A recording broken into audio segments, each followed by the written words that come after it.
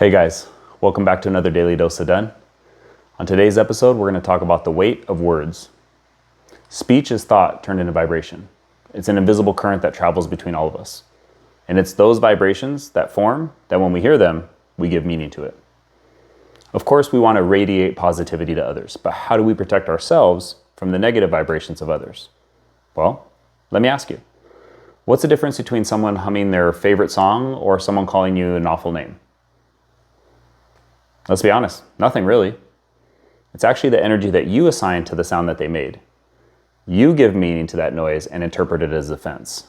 If someone calls you a chair, that shouldn't offend you, because you know you're not a chair. But if someone calls you dumb or stupid or idiot, well, why does that bother you when you know you're not?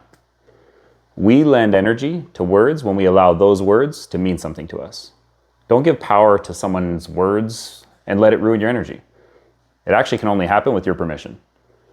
Now, what is our responsibility to use the words that we use and speak? Words don't vanish when they're done being spoken. They echo. Speech is energy made visible. Speech is energy being expressed. Once spoken, it can't be recalled.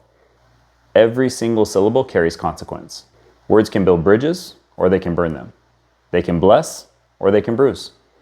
They linger long after an apology, sometimes replaying in someone else's head for days, months, or years to come. And truth without tenderness can be a very damaging weapon. Our expression of honesty should liberate those we interact with, not lacerate them. People often mistake bluntness for bravery, but real courage is learning how to be truthful without losing your humanity. You can be clear without being cruel. Words are spells. Every sentence you cast leaves an imprint. So before you speak, ask yourself, is this necessary? Is this kind? Is this mine to say? If not, silence will always say it better.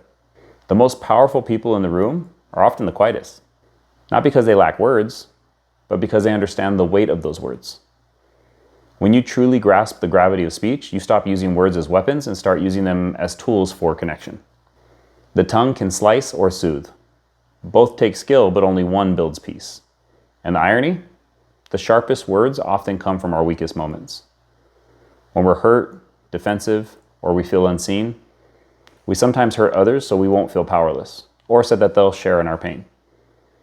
Don't throw daggers and call it honesty. Every dagger we throw circles back with interest. What you speak about others oftentimes says more about you than it does about the people you're speaking about. So guard your language, not out of fear, but out of reverence. The same mouth that can bless a friend shouldn't curse a stranger. The same voice that asks for grace should practice it. Words reveal frequency. They expose what kind of energy you're generating.